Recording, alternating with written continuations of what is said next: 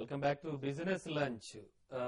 Sir ప్రస్తుతానికి నాగరాజ్ నిజామాబాద్ నుంచి line లో మాట్లాడదాం. హలో నాగరాజ్ సార్, నిజామాబాద్ నుంచి మాట్లాడుతున్నాను. ఓకే, అడగండి మీరు డౌట్.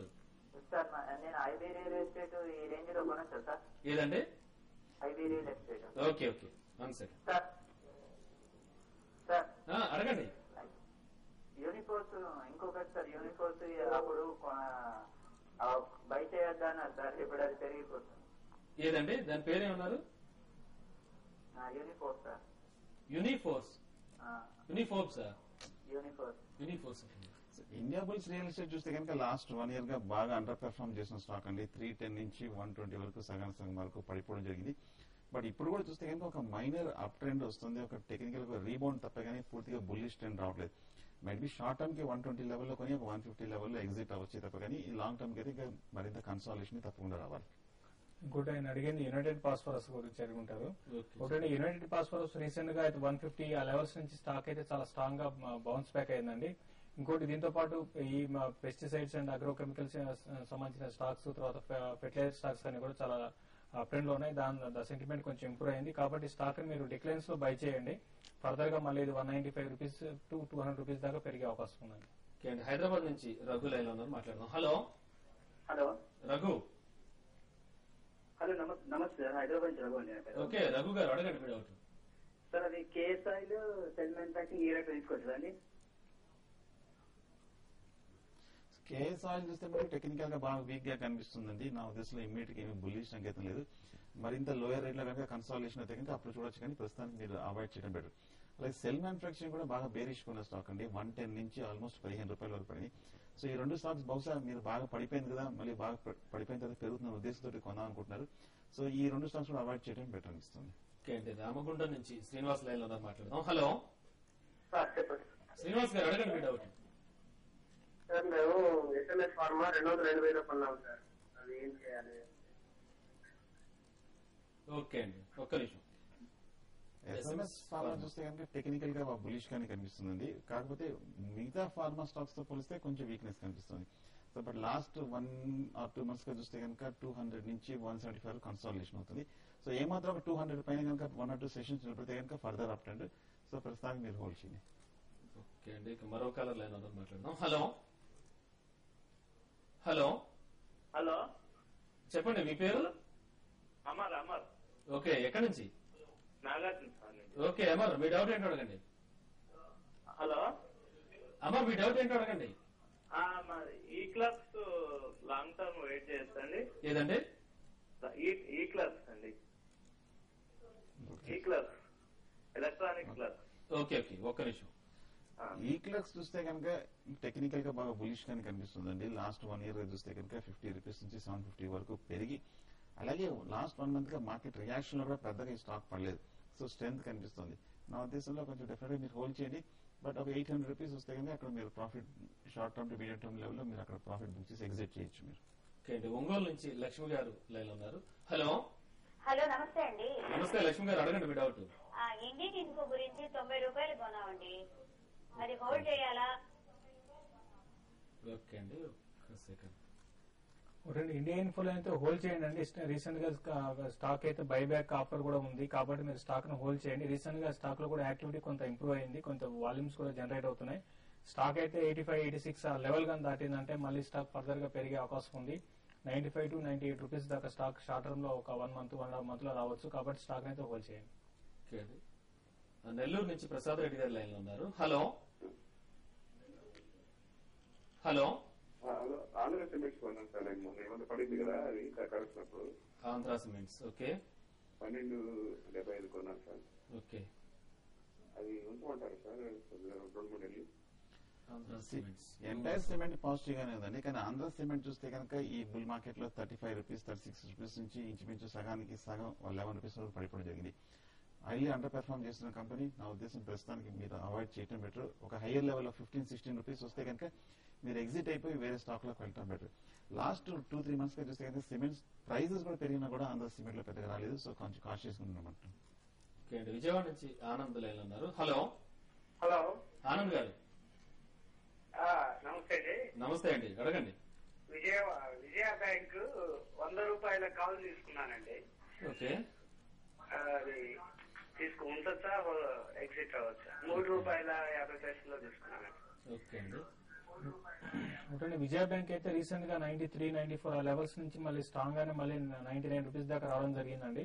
మీరు స్టాక్ ను హోల్డ్ చేయండి. ఈ రోజు కూడా స్టాక్ 3% దాకా పెరిగింది. అట్ ద సేమ్ టైం మీరు స్టాప్ లాస్ అరౌండ్ 97 ఆ లెవెల్లో మీరు స్టాప్ లాస్ పెట్టుకుని స్టాక్ ను హోల్డ్ చేయండి. ఒక 100 రూపీస్ 101 ఆ లెవెల్ దాటిందంటే 108 రూపీస్ దాకా పెరుగుతుంది. సో అరౌండ్ 108 110 ఆ లెవెల్కి వచ్చినప్పుడు మీరు ఒకసారి విజిట్ కండి. ఇప్పుడు కరెంట్ అవర్స్ లో అయితే ఇది చాలా బులిష్ గానే ఉందండి. ఓకే అండి. తణుకు నుంచి మురళీకృష్ణ లైన్ ఉన్నారు. హలో. అదే సార్ నమస్తే సార్, నా పేరు అండి. నమస్తే అండి, చెప్పండి. Sir JB chemicals monograph India చెప్పండి సార్. జేవీ కెమికల్స్ అండ్ ఇంకోటి ఏంటి? మోనోగ్రాఫ్ ఇండియా అండి. Monogram. Okay monograph India. Okay okay monograph. JB chemicals మటుకు ఇందాక చెప్పినట్టు హోల్డ్ చేయండి. 145 రూపీస్ దగ్గర కొంచెం స్ట్రాంగ్ రియాక్షన్ ఉంది. సో ఏమాత్రం 145 పైన నిలబడితే కనుక 175 వరకు వెళ్లే అవకాశం కనిపిస్తుంది, బులిష్ గా కనిపిస్తుంది.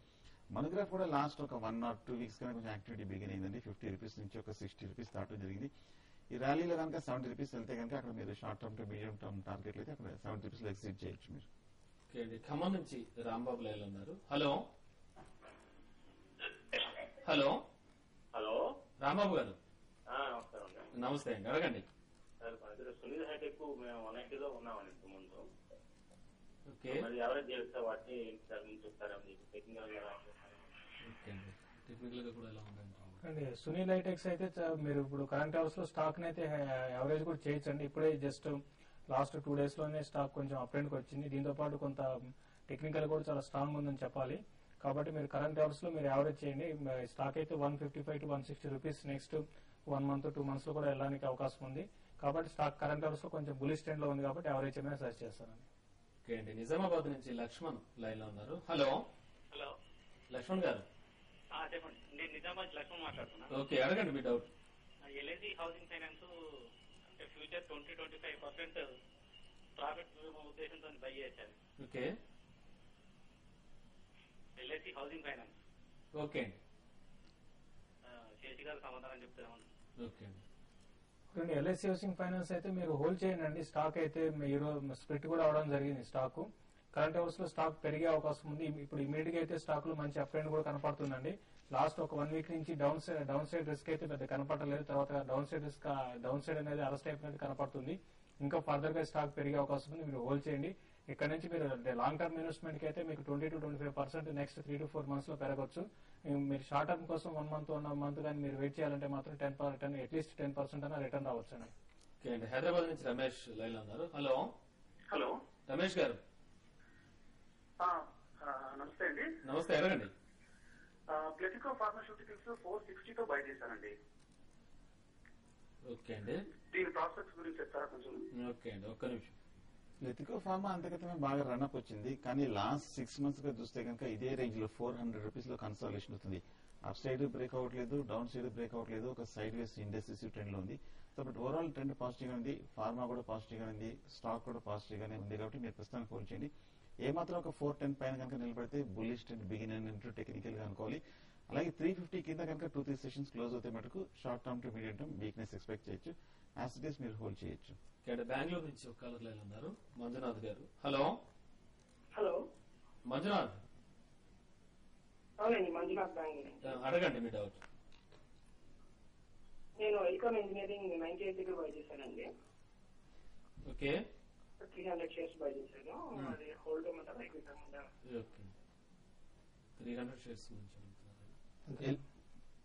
ఎలికాన్ చూస్తే కనుక లాస్ట్ 1 year గా సైడ్ వేస్ లోనే కనిపిస్తుంది. 100 రూపీస్ నుంచి 70 రూపీస్ మధ్యనే అప్ అండ్ డౌన్ మూవ్మెంట్ వస్తుంది. సో లాంగ్ టర్మ్ సైడ్ వేస్ లోనే ఉంది కాబట్టి ఫ్రెష్ గా బులిష్ నుండి కనిపించట్లేదు. నా ఉద్దేశంలో ఒక ఏమాత్రం ఈ ర్యాలీలో 95-100 రూపీస్ వస్తే కనుక అక్కడ లాంగ్ టర్మ్ డిస్టెన్స్ కాబట్టి అక్కడ మీరు ఇంచుమించు మీ కొన్న రేట్ లోనే ఎగ్జిట్ అయిపోవడం బెటర్. అలాగే రిస్క్ పాయింట్ ఆఫ్ వ్యూ చూస్తే కనుక 70 రూపీస్ కింద బ్రేక్అవుట్ వస్తే కనుక స్ట్రాంగ్ కరెక్షన్ ఎక్స్పెక్ట్ చేయొచ్చు. అప్పుడు ఇంకా ఫర్దర్ ఎగ్జిట్ అవుతుంది. So as it is hold చేయండి. 90-95 వస్తే కనుక ఎగ్జిట్ అవడం మంచిది అనిపిస్తుంది. ఓకే అండి. మనకి డెహ్రాడూన్ నుంచి ఒక కాలర్ సిద్ధంగా ఉన్నారు, బాలరెడ్డి గారు. హలో. హలో బాలరెడ్డి గారు, అడగండి మీ డౌట్. హలో. మీ టీవీ వాల్యూమ్ తగ్గించండి. లాస్ట్ 4 years నుంచి టాటా ఢిల్లీ మహారాష్ట్ర 22 నుంచి 30 మధ్యలో నడుస్తుంది. అడగండి. Tata tele Maharashtra last 4 years నుంచి 20-40 మధ్యలో నడుస్తుందండి. ఓకే. ఈ స్టేటస్ ఏంటంటే ఏమైనా పాజిటివ్ గా ఉంటుందంటారా? టాటా టెలి మహారాష్ట్ర పాజిటివ్ గా ఉంటుందని అడుగుతున్నారు. టాటా టెలి అయితే ఇంకా మీకు పెద్దగా దీంట్లో పాజిటివ్ ట్రెండ్ అనేది ఉండకపోవచ్చు అండి. బెటర్ ఏంటంటే స్టాక్ నుంచి మీరు ఎగ్జిట్ కావడం బెటర్ అంటే ఇప్పుడున్న పరిస్థితులకి. అయితే మళ్ళీ స్లోగా ఏమన్నా దీంట్లో డెవలప్మెంట్ జరిగి తర్వాత మేజర్ ఏమన్నా న్యూస్ రావడం అయితే ఒకవేళ ఉంటే అటువంటి పాజిటివ్ డెవలప్మెంట్స్ ఉంటే తప్ప నార్మల్ కండిషన్స్ లో మాత్రం స్టాక్ అయితే 23-24 లెవెల్స్ దాటి పెరిగే అవకాశం చాలా కష్టము. కాబట్టి మీరు స్టాక్ అయితే మీరు ఆల్రెడీ ఇన్వెస్ట్ చేస్తుంటే మాత్రం కొంచెం ర్యాలీస్ అరౌండ్ 22-24 ఆ లెవెల్కి వచ్చినప్పుడు ఎగ్జిట్ కండి. ఫ్రెష్ గా బై చేయాలనుకుంటే మాత్రం ఈ స్టాక్ ని అవాయిడ్ చేయండి. దీనివల్ల పెరిగేది ఉండదు, టైం వేస్ట్ అవుతుంది, మన ఇన్వెస్ట్మెంట్ కూడా మనకి రిటర్న్ అనేది ఉండదు. కాబట్టి దీన్ని కంప్లీట్ గా అవాయిడ్ చేయమని సజెస్ట్ చేస్తాను. అనంతపూర్ నుంచి దిలీప్ లైన్ లో ఉన్నారు. హలో సార్ నమస్తే. నమస్తే దిలీప్ గారు. సార్ కేఎల్జీ డిజిటల్ ఏదండి? సార్ కేఎల్జీ డిజిటల్ గురించి చెప్పండి సార్. 200 లో తీసుకోండి సార్. ఓకే. సో కేఎల్ చూస్తే ఫండమెంటల్ గా బాగా వీక్ గానే కనిపిస్తుంది, టెక్నికల్ కూడా వీక్ గానే కనిపిస్తుంది. 310 రూపీస్ నుంచి 60 రూపీస్ కి సగానికి సగం కూడా స్టాక్ పడిపోవడం జరిగింది. బట్ ఇప్పుడే కొంచెం రికవరీ వచ్చినప్పటికీ పెద్ద ఇమీడియట్ గా పాజిటివ్ ట్రెండ్ కనిపించట్లేదు. అలాగే డౌన్ సైడ్ రిస్క్ కూడా పెద్దగా కనిపించట్లేదు. నా ఉద్దేశంలో మీరు హోల్డ్ చేయండి. ఒక హైయర్ రీబౌండ్ వస్తే కనుక మీరు అక్కడ హైయర్ రేట్ లో ఎగ్జిట్ అవ్వచ్చు. ఓకే అండి, మరో కలర్ తో మాట్లాడదాం. Hello hello hello hello hello hello అడగండి మీ డౌట్ ఏంటో. జీ లెర్నింగ్ ఈ రేట్ లో తీసుకోవచ్చా అండి? ఏదండి? G learning. ఈ రేట్ లో ఇప్పుడు చూడండి, జీలెన్ అయితే రీసెంట్ గా చూస్తే మనకి 16 రూపీస్ నుంచి 26 రూపీస్ దాకా స్టాక్ రావడం జరిగిందండి. అయితే నేను ఈ కరెంట్ అవర్స్ లో మాత్రం మీరు కొంచెం ఆగండి. ఎందుకంటే కంటిన్యూస్ గా రోజు కూడా అప్పర్ సీలింగ్ పడుతూ రోజు 5% పెరుగుకుంటూ వచ్చింది. కాబట్టి ఈ లెవెల్లో మీరు దీంట్లో ప్రాఫిట్ బుకింగ్ రావడానికి అవకాశం ఉంది. మళ్ళీ డౌన్ సైడ్ వచ్చినప్పుడు మీరు తీసుకుని కరెంట్ అవర్స్ లో మీరు వద్దని అరౌండ్ 22 ఆ లెవెల్కి వచ్చినప్పుడు బై చేయండి. ఇప్పుడైతే వద్దండి. ఓకే అండి, కామేశ్వరరావు ఈస్ట్ గోదావరి నుంచి లైన్ లో ఉన్నారు. హలో హలో హలో కామేష్ గారు. సార్ మేము ఇంట్లో మాట్లాడుతున్నామండి. ఓకే, అడగండి మీ డౌట్ ఏంటో. బ్యాక్ ఫీలింగ్స్ ఒకటి ఏంటండి, ఆర్సీఎఫ్ రేట్ లో హోల్డింగ్ చేసి వచ్చిన ఒక 6 నెలలు. కనీసం మొదటిది ఒకసారి చెప్పండి మళ్ళీ. బ్యాక్ ఓకే, ఇంకోటి ఏంటన్నారు? ఆర్సీఎఫ్. ఓకే ఓకే, ఒక్క నిమిషం. బ్యాగ్ ఫీలింగ్స్ మటుకు బాగా వీక్ గా కనిపిస్తుంది. 32 రూపీస్ నుంచి ఇంచుమించు 15 రూపాయల వరకు పడిపోవడం జరిగింది. సో టెక్నికల్ గా వీక్ అనేది. సో ఫండమెంటల్ కూడా ఇమీడియట్ పెద్ద పాజిటివ్ గా కనిపించట్లేదు. కొంచెం కాన్షియస్ గా నుండి హై రేట్ వస్తే కనుక ఎగ్జిట్ అయిపోవడం మంచిది. ఫ్రెష్ బయింగ్ అయితే నాట్ సజెస్టబుల్ అండి. ఆర్సీఎఫ్ మటుకు పర్వాలేదు, ఇప్పుడే కొంచెం రీపౌండ్ వస్తుంది అనమాట. 85 నుంచి 100 వరకు. ఏమాత్రం ఈ ర్యాలీలో వస్తే కనుక 125 వరకు వెళ్లే అవకాశం ఉంది. ఆర్సీఎఫ్ హోల్డ్ చేయండి. ఫెర్టిలైజర్స్ కాబట్టి రేపు బడ్జెట్ వచ్చే వరకు చూసి ఆ తర్వాత నిర్ణయం తీసుకోవచ్చు. ఓకే అండి, ప్రస్తుతానికి ప్రసాద్ గారు రికమెండేషన్ చూస్తే కనుక ఢిల్లీ నుంచి మనకి పంపించిన ప్రకారం Reliance infra by above 831 rupees అంటున్నారు. అలాగే టార్గెట్ ప్రైస్ వచ్చి 875 లేదా 925 రూపీస్ అంటున్నారు. నెక్స్ట్ టైం ఫార్మేట్ వచ్చి 3 to 4 months అంటున్నారు. ఇక అలాగే చూస్తే ప్రస్తుతానికి సెన్సెక్స్ పొజిషన్ 20,494 పాయింట్ల వద్ద ట్రేడ్ అవుతోంది 105 పాయింట్ల లాభంతో. అలాగే నిఫ్టీ 6,167 పాయింట్ల వద్ద 28 పాయింట్ల లాభంతో కూడా ట్రేడ్ అవుతోంది. సో థ్యాంక్స్ అండి, థ్యాంక్ యూ వెరీ మచ్. మీరు మా స్టూడియోకి వచ్చి మా కాలర్స్ అందరికీ కూడా సమాధానాలు ఇచ్చినందుకు. సో ఇది ఇవాల్టి బిజినెస్ లంచ్.